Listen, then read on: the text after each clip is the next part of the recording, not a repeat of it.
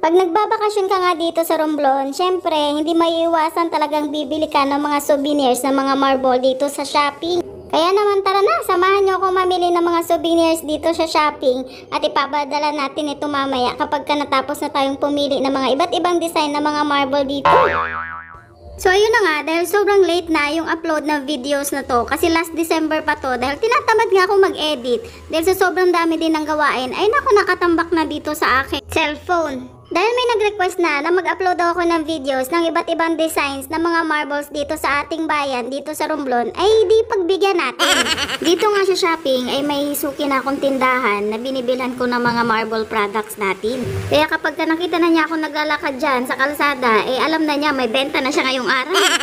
Bago pa nga ako pumunta dito, ay madala na akong listahan para hindi ko makalimutan kung ano yung bibilin ko. Kasi pag wala akong dalang listahan, hindi ko alam na kung ano yung bibilin ko kasi lahat magaganda. Sa dami nga ng design, mahihilo ka. So dito nga, ang classic na binibili dito ay yung almeres natin. Bukod sa lapida na nilalagay sa nicho, yung almeres ang isa sa pinaka-popular na mga product dito sa Romblon.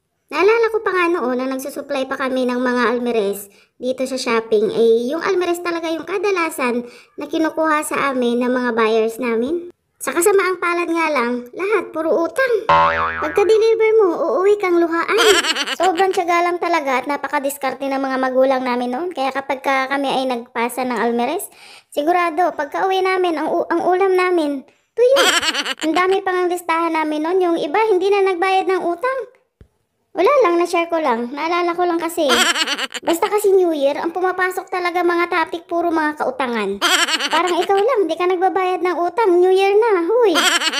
Uy siya, baka saan pa mapunta ang usapan at mahalungkat ko pa lahat ng mga kautangan. So, andito na nga ako sa kabilang stall at yan, pinapakita ko sa inyo yung kanilang soft dish. Meron silang shot glass, yung mushroom na lampshade. Mangilang-ilang stall nga lang ang merong lampshade na ganito ang design. Merong mga pen holder, paperweight, iba't iba din ang design yan. Yung mga jars, meron silang black, merong century, basta iba-ibang klase, ang dami. Hindi rin nawawala yung timplahan mo ng kape. Kung ikaw ay coffee lover, nandito. Meron din silang mga bracelet na may nakalagay na Romblon souvenir. Baka gusto mo. Ako na magsasabi sa'yo na ang dami mo talagang pamimilian dito. Ihanda mo lang yung budget mo.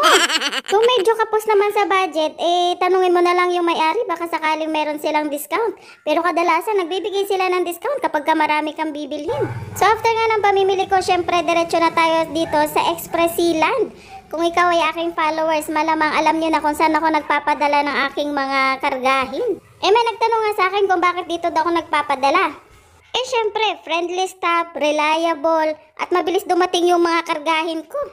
Ako pa naman, pag nagandahan talaga ako ng service, ay dyan na talaga ako ulit-ulit May bago pa naman din silang program ngayon na kapag ikaw ay suki, syempre, may discount ka. Uy, sino baga ang ayaw ng discount, diba? Uy, pauwi na sana ako pero naabutan ako ng ulan kaya magpapatila muna ako. O di siya paano? Maraming salamat sa panonood!